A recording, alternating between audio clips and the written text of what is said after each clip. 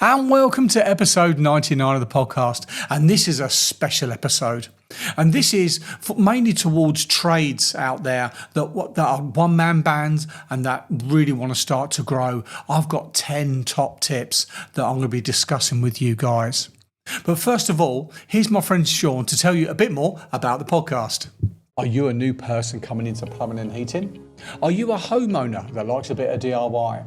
Or are you a business owner and want a bit more knowledge before you make some decisions on your plumbing and heating?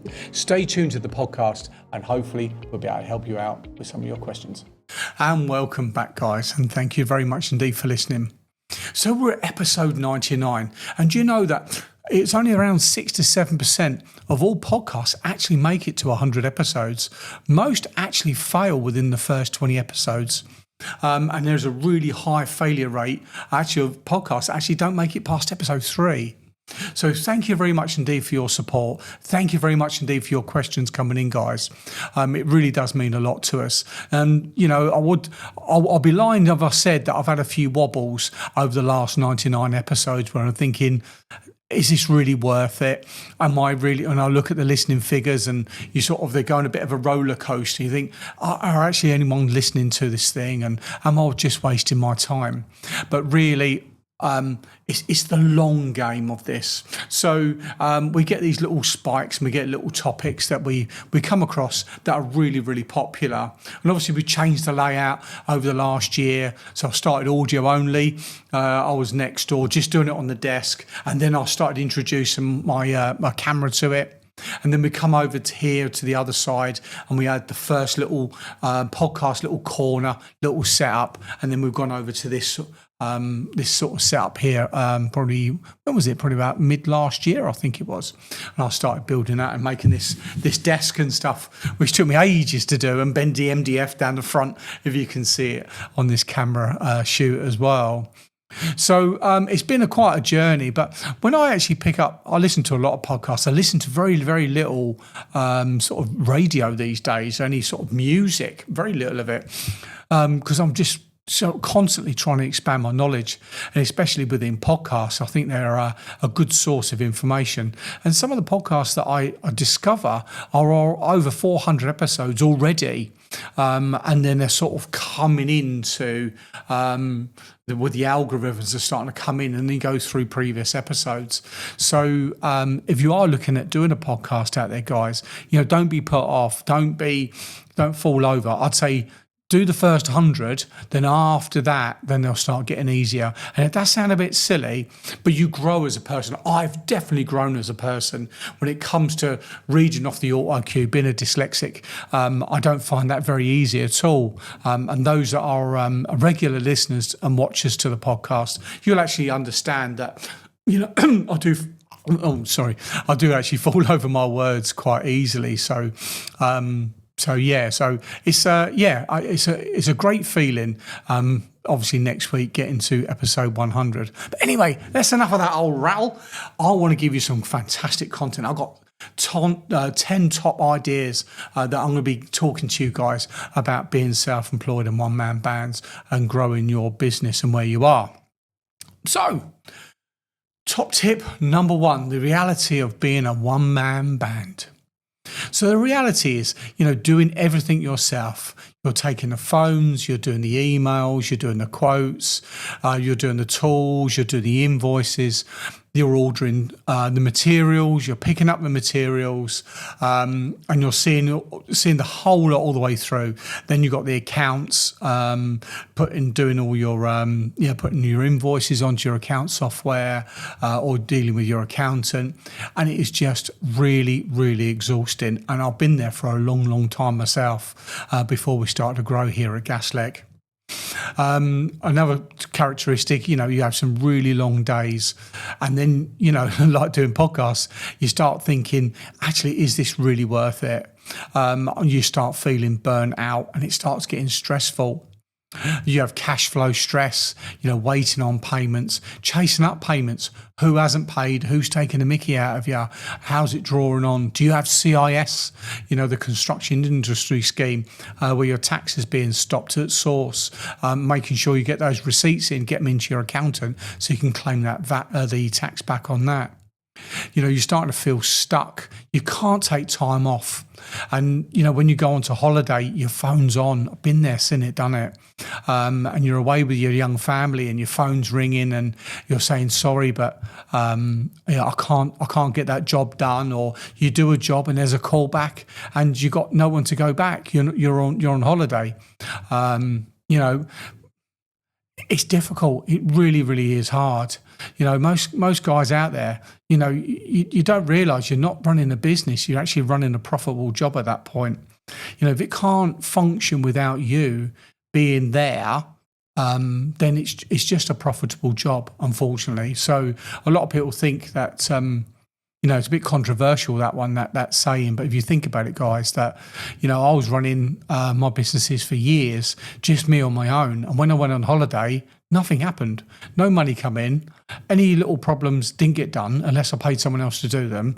And they sat there for when I got back. If you are in that situation, and don't feel guilty about going on holiday, don't feel guilty about spending time with your family. That's the most important thing you can do. Just leave a message on your answer phone saying that you're away on holiday and when you're back, and you'll deal with all your inquiries when you return from work. Now, I had a massive problem with that because I'm not very trusting of strangers, so I didn't want anybody knowing that if they knew my address, I wasn't going to be at home. And I was frightened of getting burgled. So that was my own personal worry on that side. But you can see how it can. If you've got someone indoors looking after your dog or whatever it'll be, then actually that part may not be as a big of a stress and concern to you guys out there. But just, having that time off and that downtime is really, really important. So yeah, that's really, the stress and the worries of being a one-man band.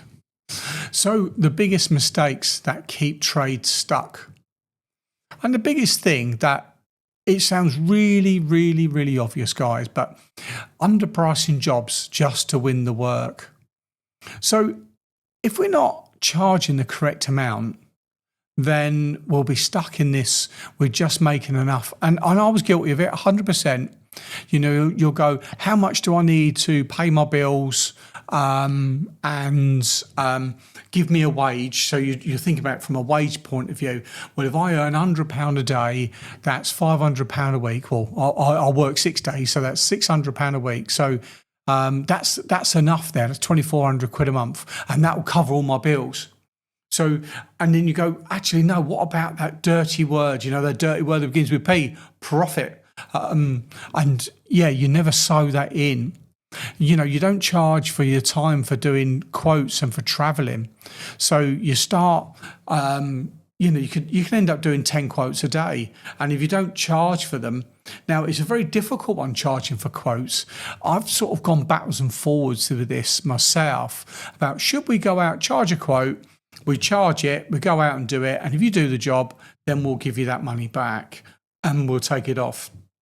I think B&Q started doing this for their kitchen designs, and I know it's slightly different because of what they're delivering, but they're going out charging to go and do the measure up and design a kitchen for people, and then they would then take it off the invoice if they actually went ahead with it.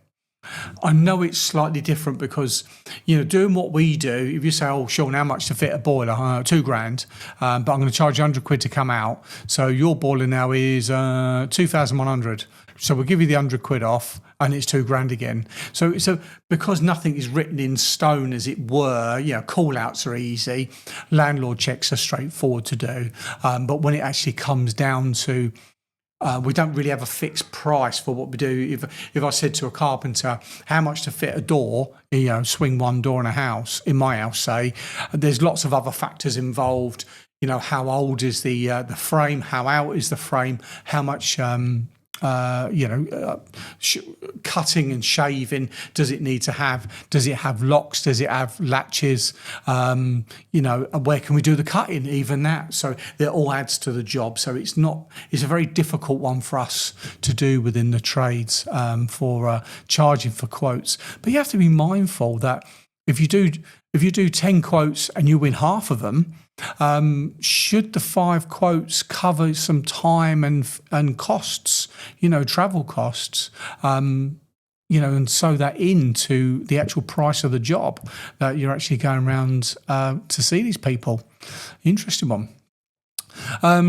So the biggest mistake that us traders get stuck is saying yes to everything. Am I guilty of this? You would not believe it. They've got a block macerator. Don't worry, because we're going to go around there, pick out their old crap, literally, that's dried up and full of limescale in the pipe. We're going to get that all cleared out.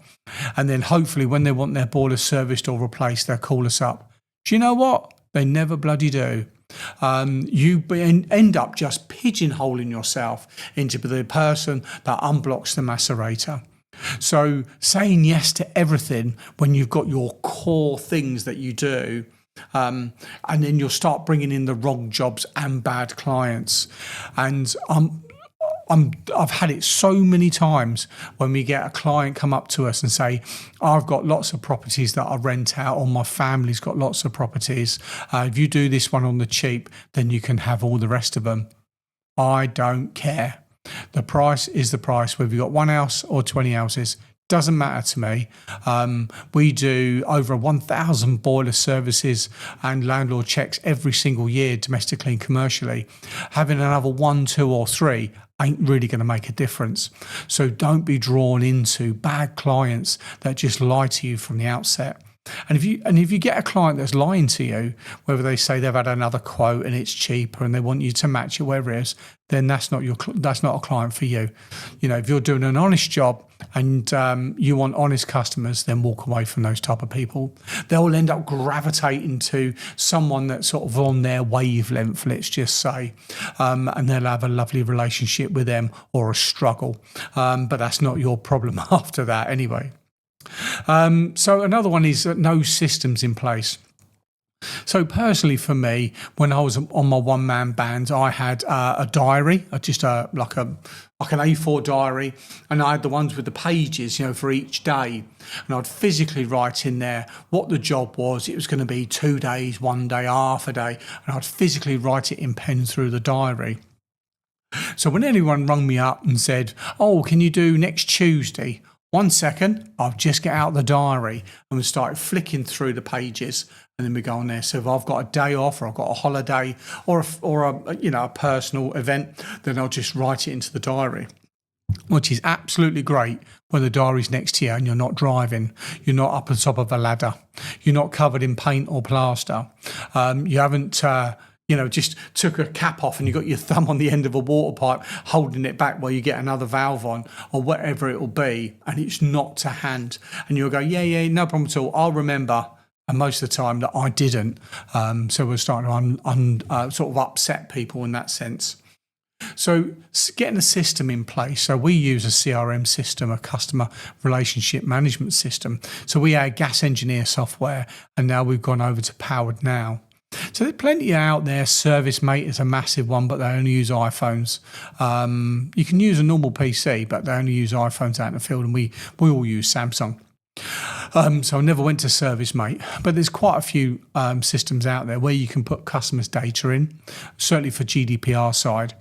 And then you can do your quotes on there. And if you can do the quotes sort of while you're sitting in the van, you go to a merchant's and you go, right, I'm going to ping that quote off. I know how much the materials are. And you can just type it out, send it off, and it's all stored in. You haven't got to go home, open up. I used to use Word or Excel and then start going and put all the data in. You don't have to do that. And it's not that expensive anymore, guys. So build up a nice system and get that into place. And then when you go through it, everything's stored, GDPR is being complied with. It's great. In my experience, I didn't feel like I was actually worth it much personally. So it's just a little note that I've just added on here onto the teleprompter. So when it comes to charging more money, I didn't feel that I was worth it. And it sounds a bit stupid, really, but I'm just a lad from Gillingham, just giving it a go. I didn't sort of leave school with much of an education, streetwise, 100%, but actually formal education, I didn't.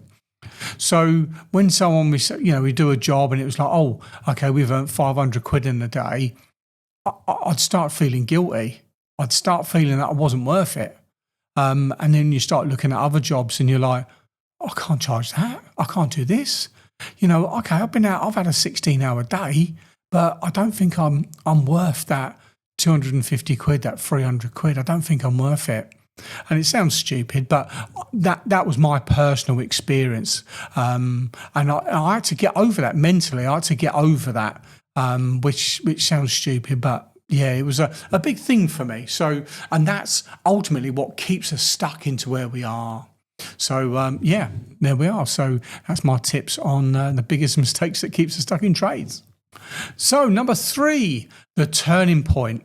You need to think like a business owner. So for me personally, I've been doing some business coaching and training, and it's not that expensive. And listen to a lot of podcasts as well on business ideas and management and stuff. And when you start to think differently, if you always think one way, then you're going to get the same outcome. If you put flour, milk, eggs and sugar into a bowl, into the right mix, then you'll make a cake. Well, if you put cement dust into it and then take the milk out and put water in it, you ain't going to make a cake. But so if you're only ever doing the same thing over and over again, you're going to get the same outcome when you pull it out of the oven. So you need to start thinking differently and getting your mind into it. So you need to start from shifting, from earning money to building that business, and then start thinking about what you want it to look like. Knowing your numbers, your GPs, your gross profits, your overheads and your margins. So you start thinking about your gross profit. So you got your turnover. So the job was £100 and it cost us, how much that cost in labour and materials. Take that off and then that's your gross profit.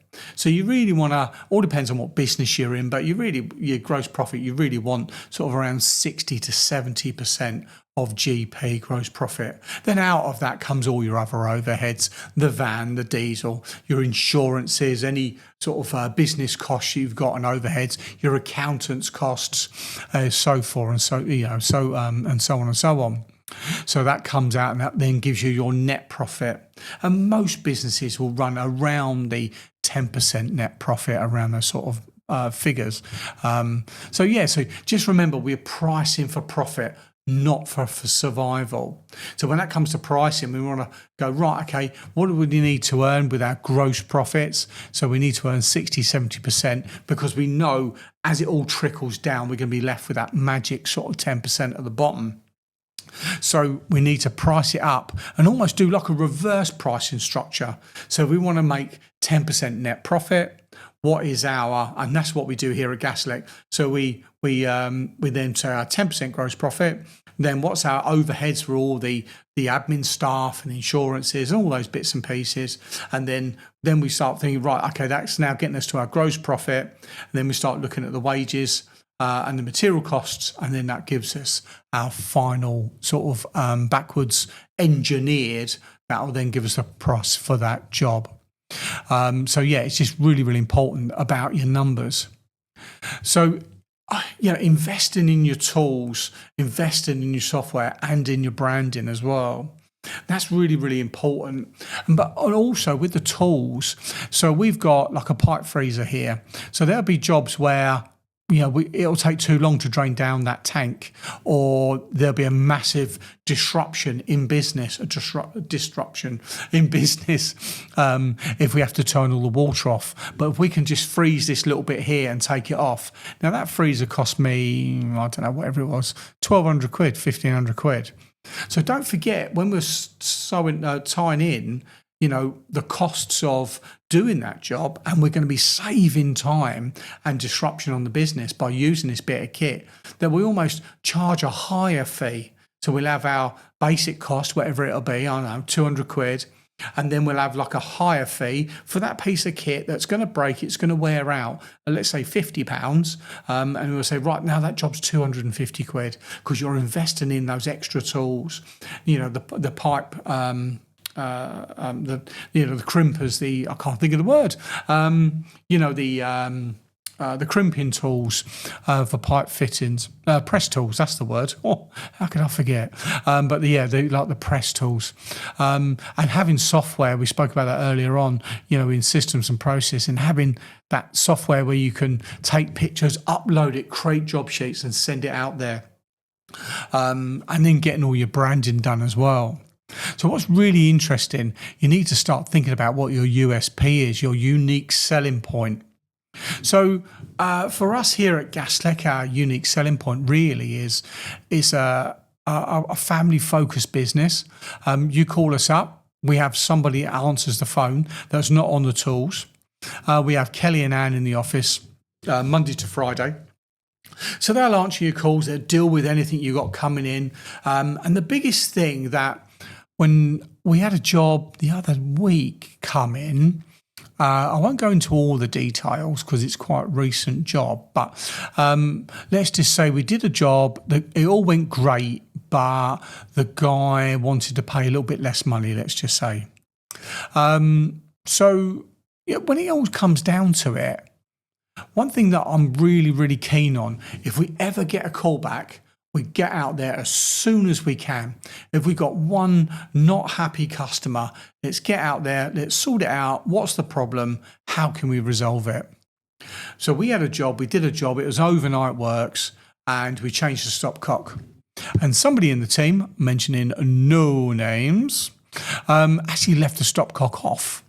So the next morning we get a phone call, oh, this tap isn't working, that tap's not working. Couldn't work it out, sent someone up there within a couple of hours, turned the stopcock on and all got working. So what's really important that, you'll be able to, respond to these problems as quickly as possible. Have someone that can actually answer the phone. For here, we had a customer the other week said, do you know what, Sean, what I really like about Gaslec is that I phone up and somebody answers the phone. And I can talk to them, I can explain my problem. I don't really want to do emails and try and explain it and go backwards and forwards, which takes so long with the delay of emails. I just want to speak to someone to get the job booked in, to get it sorted. That was a guy that he does work and organises work at a church. And I said, well, that's what we do there, mate. So that's sort of our USP really, and being friendly and approachable. So going back to the numbers, if you don't know your numbers, you don't have a business. So, you just got a job. So you need to know what your numbers are. And that's super, super important, guys. So number 4 is mindset. So no one really talks about this. I do talk about mindset. I spoke about this the other week actually on the podcast. So here we are, we've got 8 employees now at Gaslec, and we're running along, and I'm constantly looking out for the next one and then to buy another van and so on and so forth and keep growing. But I never had that mindset, I've always had that mindset. So, the fear of hiring your first employee. So my fear was actually buying a second van. I thought if I actually took somebody on and it didn't work, then I could talk to them. We could go through a sort of a bit of a HR process, and we can go and lay them off or let them go or whatever the terminology is. And we can sort of end that commitment. But I'll be stuck with a second van. And I remember we actually had Jack on board, and he was running around in his car at the time doing bits out of the car. I was like, no, we need to get a second van. And I was on holiday in the Lake District with a family, and I come back and I bought a van. It was a nightmare, that little van. It was too small. Well, it was all sorts, it was. But I bought that second van, and that night before I went to pick it up, I had a very sleepless night. I got up in the morning feeling sick. I was worried about it. It wasn't an expensive van in the scheme of it all, but it was having that commitment of that second van, which was the biggest hurdle for me. And as soon as I got it and then dropped it off, it was like, oh, is that it? Now it's gone. Now it's dealt with. I've got that now. So that's what mine was. But hiring your first employee. The mindset as well, imposter syndrome. I spoke about that earlier on, that you feel that, you're not really deserving to have a business. You're always going to be self-employed. You're not. And you look at other people that run businesses that have got multiple employees and premises and all the rest of it, you go, oh, that will never be me. I'm not this, I'm not that, I'm not clever enough, or I'm not good enough, or whatever it is. So you need to change your mindset. And that's not overnight. That sort of just grows and grows. Stress and pressure. So over the years, I've managed my stress levels, sometimes not very well. I do have lots and lots of hobbies out there, which really does make me, it does make me sort of put it into boxes. Now, I did do a lot of voluntary work for 14 years, and those that know me know what I was doing. And that all come to an end officially in April 2022. And I think you could really see the growth of Gaslec after I dedicated more time to the business. From then onwards, there's been a bit of an upwards graft from there, because I just had more time. I was trying to stretch myself between this and that. But as soon as that had gone, although I do sort of like giving back in the community, we do our own little thing here at Gaslec. We've got an Easter thing going on next week.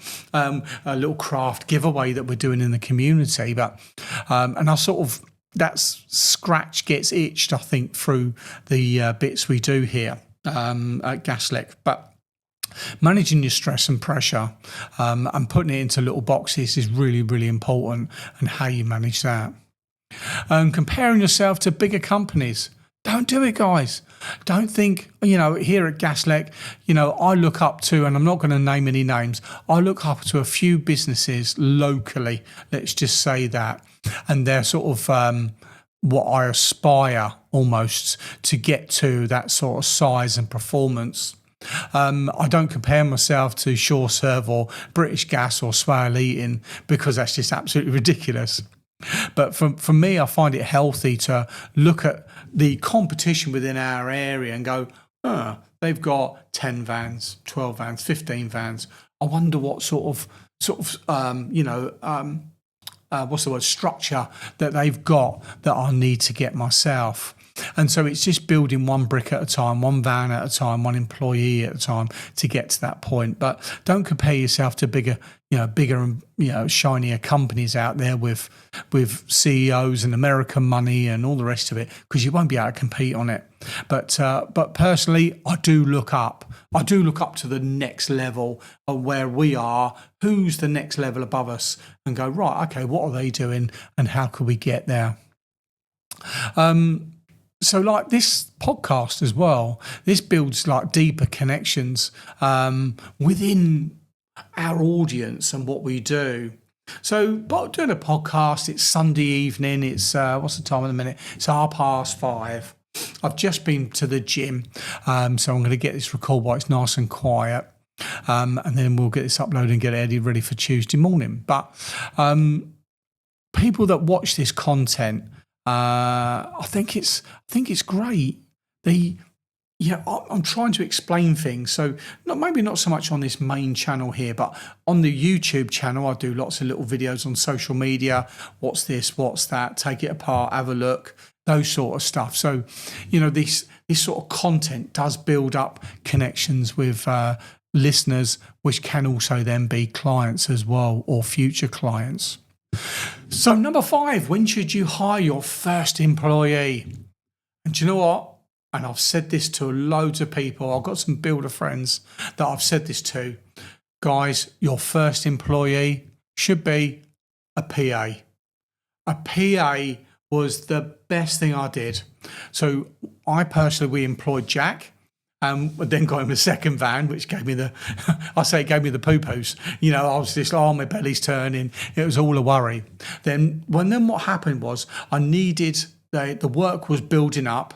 I had 2 diaries to fill. So in theory, I was taking twice the amount of phone calls, booking twice the amount of stuff in, purchasing twice the amount of gear, dealing with twice the amount of vehicles, and dealing with all of that stuff. And what I found is that I just couldn't handle it all. And then I got JoJo's, my first PA, and she worked from home. So what I would say is your first employee should be an assistant of some description. And when Jo first come on board, and she's a clever old stick, she really is good, and she's a lovely lady. She said, "What do you want me to do?" I went, "I don't know."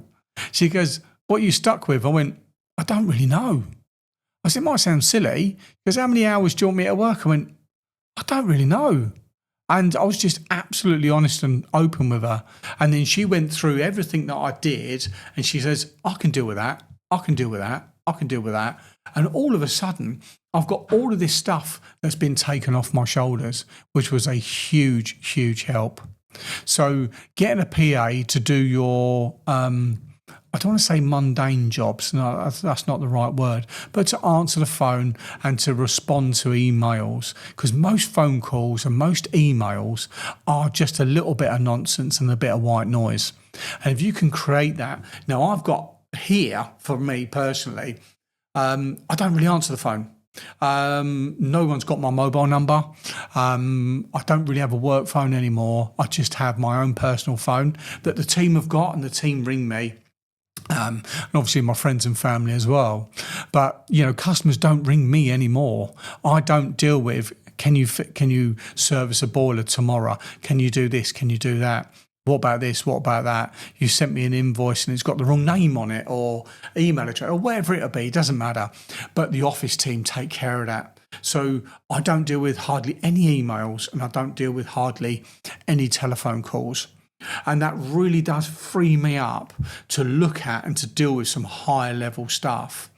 And then if you're just dealing with that, and you had all that sort of noise of what you do on a day-to-day basis being taken away, all of those checker trades, and we can get you loads more work, leads type software rubbish that comes through, those people trying to sell you stuff all the time.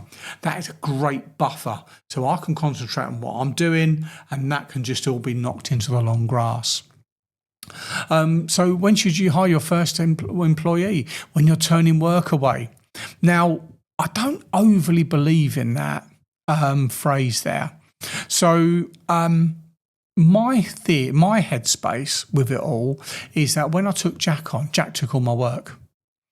So everything I was bringing in domestically, I gave to Jack.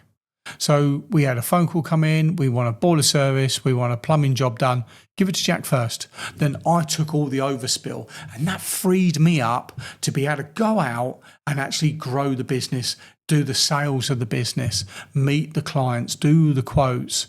And it actually freed me up to do those sort of things. And that then started to grow the business slowly without realising it at the time. But all of my work I just gave to him. And then I was like, right, I need to make a bit more work because I ain't doing anything. So I need to earn my own money. So, and then that was then my motivation coming into it all. So risk versus rewards. So yeah, there are a lot of risks and there are a lot of rewards really. But it all depends on the type of person that you are. How much do you want to put into it?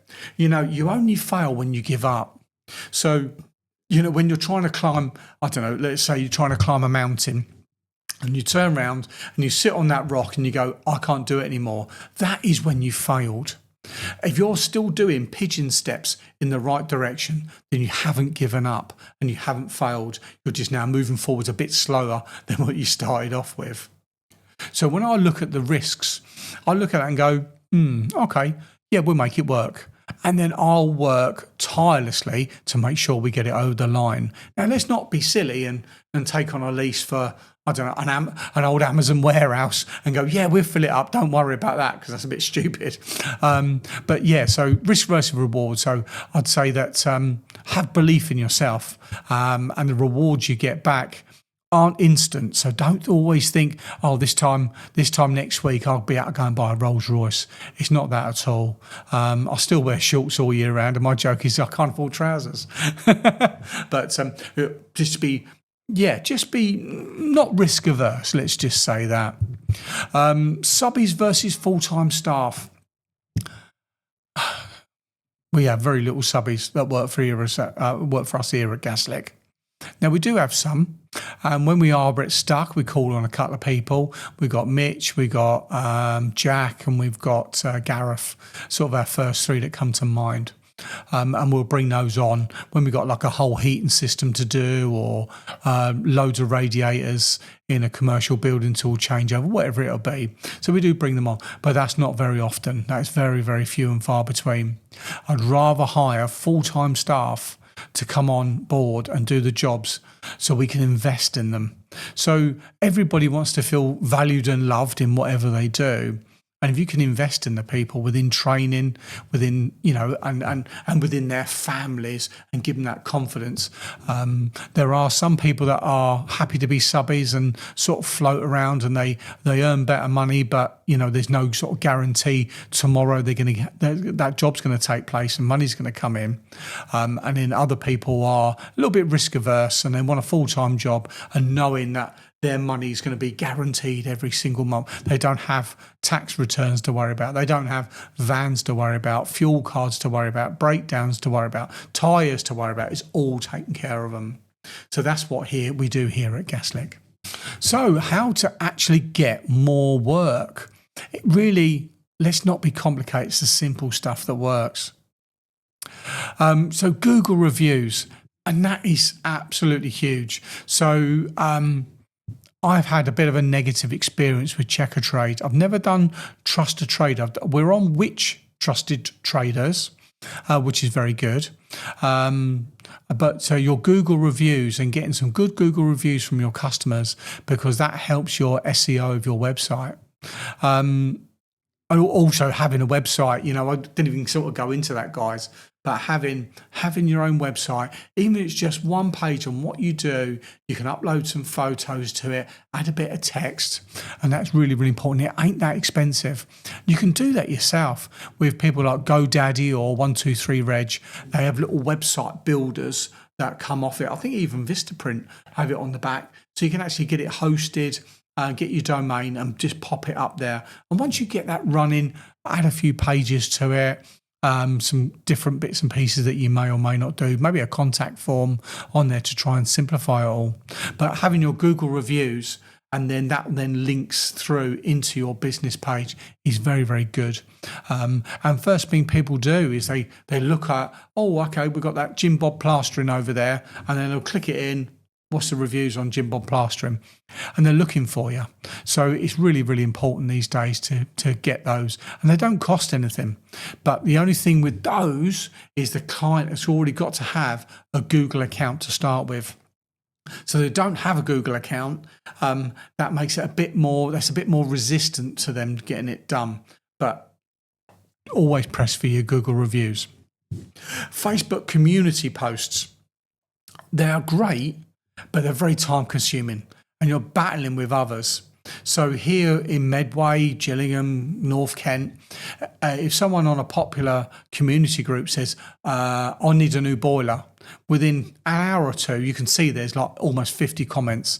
And within a couple of hours, you can see they've almost got 100. And they're turning the comments off on the post. And that's the problem with the community post, is that you've got to jump on it very, very quickly, chase up, DM the person that's asking for the inquiry, but you're battling with, potentially 20, 30 other people in what you're doing.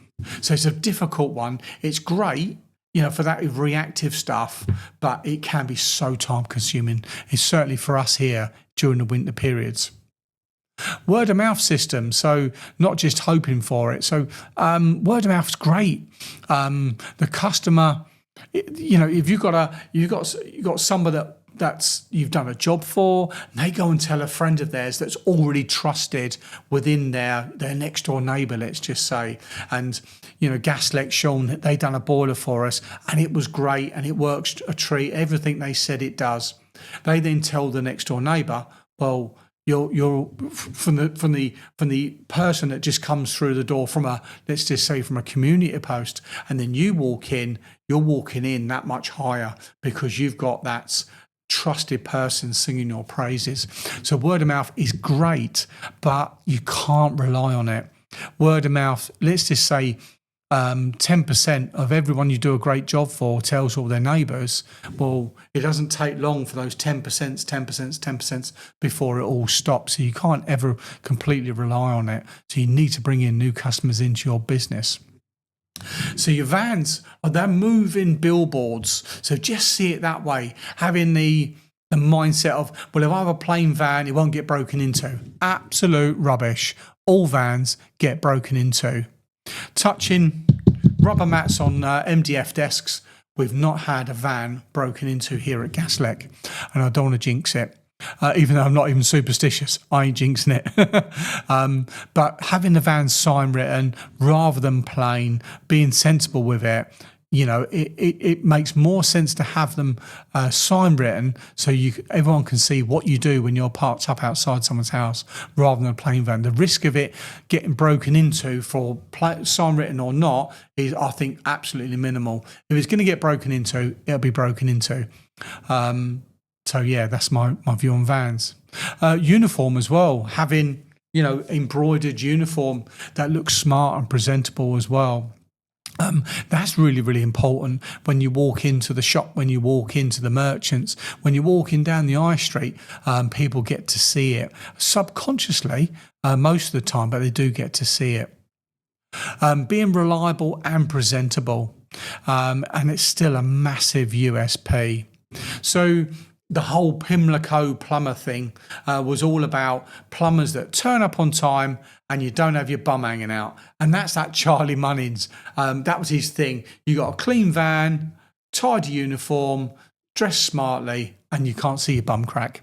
And that was the big thing that set him apart back in the 70s and the 80s when he was setting out Pimlico Plumbers. He wanted to change the industry, or wanted to change his business from the sort of the industry norm, really. So here at Gaslec, we try to keep the vans clean. I get onto the guys. We have uniform. Sometimes they put another jacket on over the top, which we're going to be addressing this year. We want everybody to dress the same, to look the same. So we'll have winter jackets, summer jackets, thin jackets for when it's raining, but you're still reasonably warm. The same shorts, the same trousers, the same boots. So that's something that we're getting onto over the next few weeks to get everybody looking identical the same from their boots to their hats. So yeah, that's what we're doing here. But yeah, so that is really, really important, and being different to others. So service plans and recurring income. So if you're in the plumbing and heating industry, it's quite easy for us here to do service plans. So 8, 9, 10, 23 quid a month or whatever it is, we'll look after your boiler, we'll do any repairs on your radiators and your plumbing system and your gas pipe. And that model there is great because it brings us in money every single month. Now, it's only a little bit of money, but it ticks it over and brings it all the way through. So just imagine that, your customer's giving you, a tenner a month, whatever it is, and they get to month number 11 and you're going to take payment number 12 and service their boiler or do their callback. Now, they'll be very loath to cancel you on month number 11 because you won't give them a refund if they then go somewhere else. They've already paid for it. Now, that mindset keeps that customer coming back to you. They may get their service done and then cancel it. And you know what? You can't help that, and people will start drifting around. But hopefully you can deliver such good service to the customer and being there for them that actually they stay with you. And that is a very big part of the plumbing and heating industry. When you look at British Gas, SureServe, Swale Eating and all those other companies out there, that is their big that is their big, business plan, monthly service plans. If you're doing CCTV and fire alarms and burglar alarms and stuff like that, that is an industry that is absolutely flying through service plans. As a carpenter or a plasterer, I can see that being a bit of a difficult one, guys, unfortunately. But certainly doing what we do here, it's there. Maybe electricians out there, if you're listening, you could add something along those sort of lines for doing sort of the biannual checks and yearly checks onto properties. If you want to do a call out for the customer to go out and just to make sure everything's running okay and everything's safe and up to date and stuff like that, you may be able to bring this model in for you guys as well. And so building a base income and retention is really, really, really important. That's versus continuously chasing new work, which is absolutely exhausting and very, very expensive. So scaling up, what changes? For those who want to grow, letting go of the tools is the hardest for most of us. We've been on the tools for so long, ever since we first started, and then coming away from that is really, really difficult. I'm still on the tools. I still do bits and pieces. I don't do a lot of domestic stuff. I'm on the commercial and the bigger stuff, but I'm there. If one of our team members are stuck or we had someone go sick last week, that's it. I'm out doing their little jobs for them because I've got the office team to carry on dealing with my bits and pieces. So it just allows me to do that. But I'm not silly in the sense of that. I understand that as we're getting bigger and we're growing and more people are coming on board, that's going to get a lot less and less. So, it'll be starting me to move into management, which is quite a scary, thought. And getting systems and processes in and team culture and customer experience is becoming the key. So, we're entering a different, 10 years ago, 20 years ago, things were different, business was different. And now it's the power really is, within the reviews, within the client to give us a good review. It's very difficult to reverse a bad review for a customer, even if they're telling porcupines. Let's just say it's very difficult to turn that round. So just trying to get the customer experience just right and the team culture. So no matter who they turn up to their door out of our team here at Gaslec, we're going to deliver the same service of what the client has grown to expect. And that's when you start looking at the bigger guys like your British Gases and stuff like that. They never seen the same person twice. It could be a contractor, it could be one of their full-time employees, but they never see the same one twice. And they'll say, we had a good one once come round from, let's say, British Gas, old Jim Bob McDo. He was great and he was understanding. He was going to get all these bits and he's going to change this, change that, change something else. Then someone else come along, threw all the bits in, and it was actually something else. Or it wasn't done right, or they didn't take their shoes off, or they left a mark on the carpet, or whatever it'll be, that their experience with one person was great and the next person was completely different. So here, in Gaslec, and what I'd recommend to you guys is that as you're growing, get that team culture in. If we've got 3 jobs on in a day and the first one's turned into a swine, we haven't started the other 2 yet. Let's get that one. Can we get that one done, dusted today, now? I'd rather let a customer down that's all in and working rather than taking something apart and then leaving it in 1,000 bits to try and come back that day or the following, because we're going to really upset that client. Let's get that one done, dusted, put to bed, and then see if we can then get somebody else to do it or rebook the one that hasn't been started yet. And most of our customers understand that, and because we'll do exactly the same for them. So if we pull something apart and we need to get some bits for it and we can get it done there and then, that's what we'll get done. So that's about scaling up and the changes. So number 9, quick wins. So 5 simple actions. Put your prices up by 10%. Now, we had a price increase, ironically, by 10% last year. So our basic service went up from 90 quid up to 99 quid. So a 10% price increase to cover, all the pay rises and bits and pieces of rises in business. Not a single customer said no.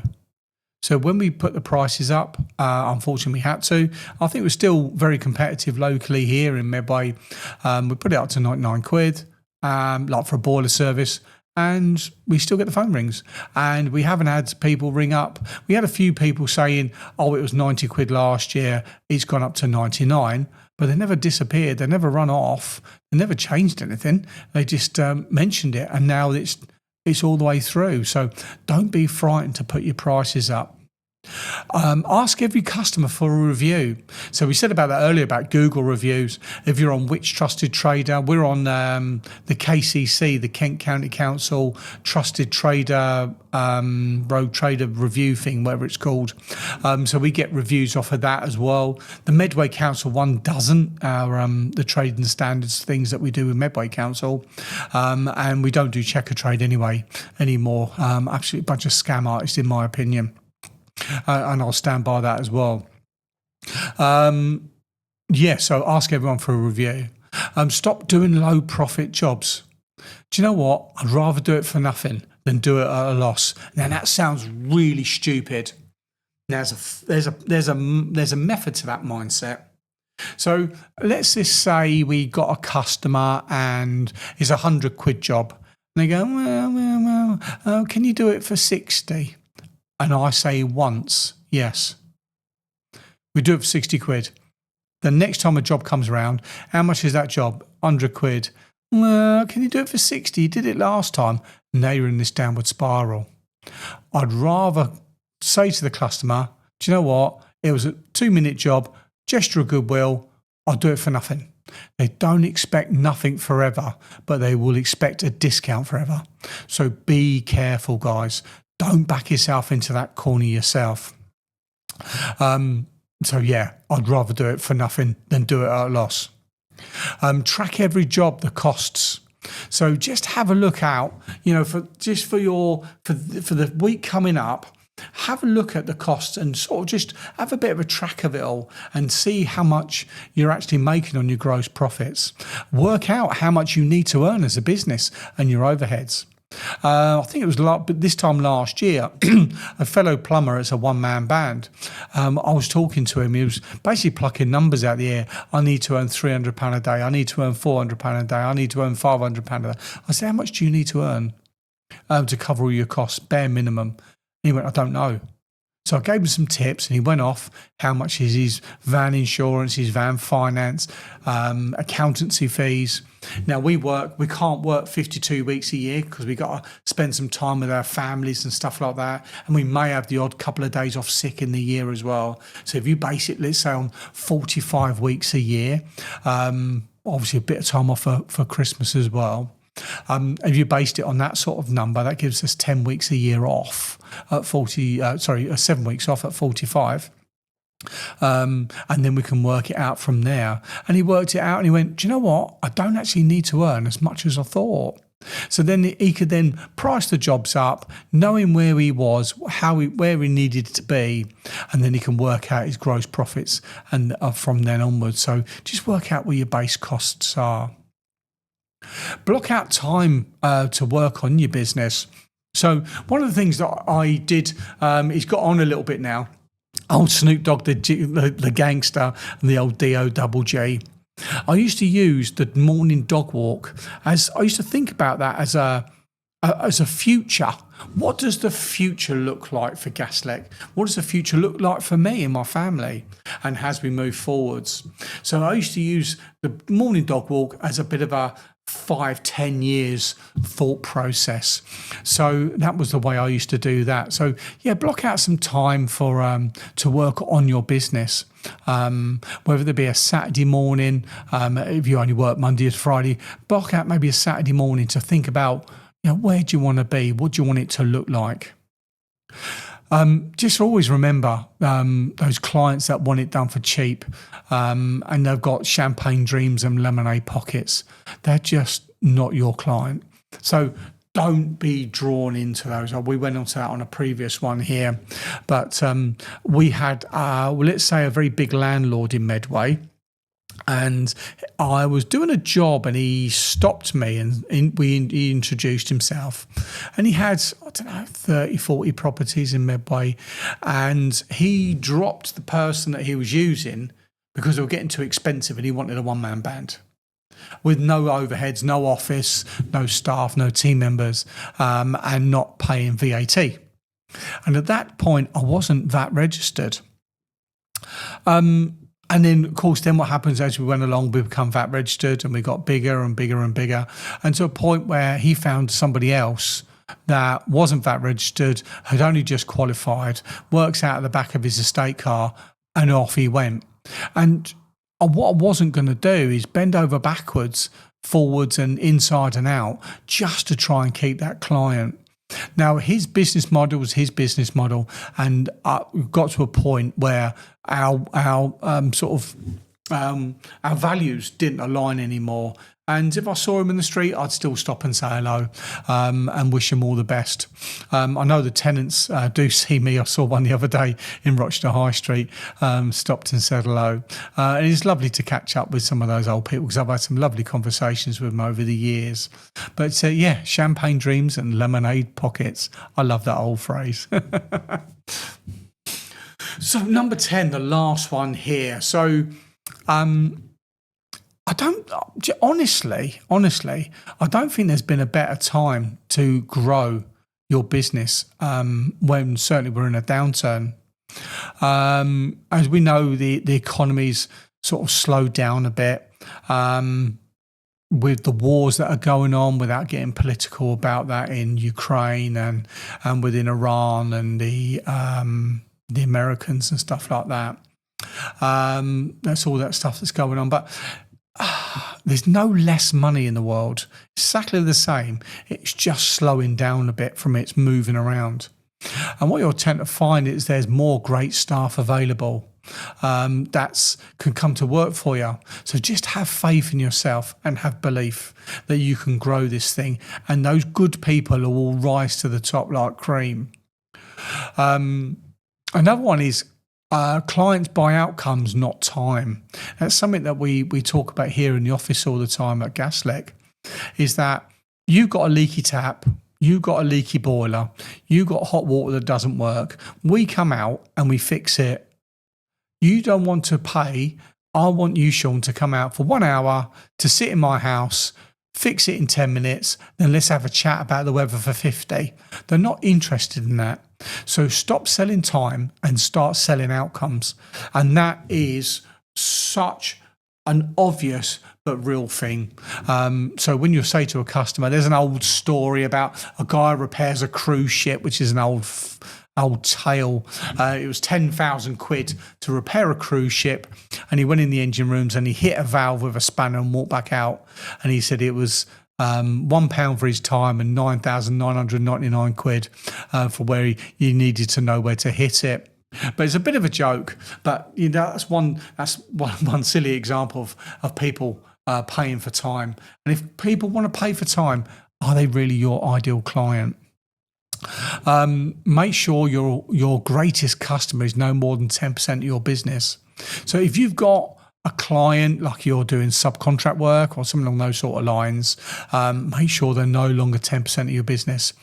If they are more than 10%, then you start exposing yourself, because if it's suddenly that pipeline shut off there and then what you're going to do, they've taken away so much in the blink of an eye. And when businesses suddenly drop you, they don't normally give you 6 months notice to start winding you down. They're normally Monday morning, your phone doesn't ring. That's how you tend to find that the business has gone somewhere else. So if they are more than 10%, now you've got two choices in what you can do. You can either cut down on the amount of work that you accept from them, or you can grow the other side of the business to dilute that number down to that magic 10%. And that's what we've done here with some of our big commercial clients. So a little tip for you there, make sure no more than 10%. And always add value to your jobs with your unique selling point. One thing I do here is I do YouTube videos.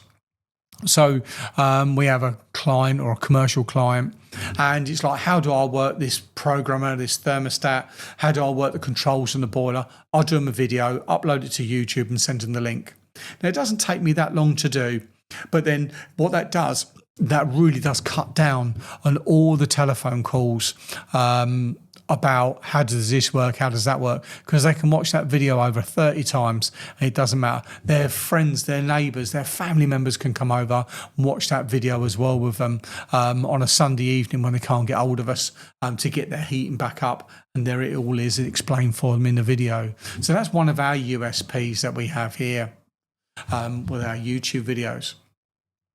Well, that wraps up episode 99, guys, and I really hope you got some value from that. And it may be a little bit of uncomfortable listening for some people out there, certainly when I start talking about you don't have a business, you only have a profitable job. That does rub people up the wrong way. So if it has, hopefully you can see where I'm coming from. I only come across from love, guys, sorry. Not from anywhere sort of being horrible. I just really want to make sure you understand it. If you do break your leg, if you do fall off that snowboard and pop your collarbone out, then what happens? Your business doesn't run because it's all key person influence, which is you. And if you then want to come on to a bit of business finance and they come along and the bank starts looking at what you've got and how you do it, and you're just a one person that's pushing the business forwards, they'll understand that, if you're not well for an injury, you fall off your motorbike, your whole business stops, you're not got an income. And they do see that. And if you've got some sort of management and system in place that can sort of run without you in it, like nowadays, I can go on holiday for 2 weeks and I know that everything ticks along. Yes, I'll get some phone calls and emails coming in, not a problem at all. But actually, the main bulk, 99% of the business will tick along absolutely fine without me. So you take care, guys. I'm really looking forward to episode number 100 next week. It's going to be fantastic. You take care. All the best. Goodbye.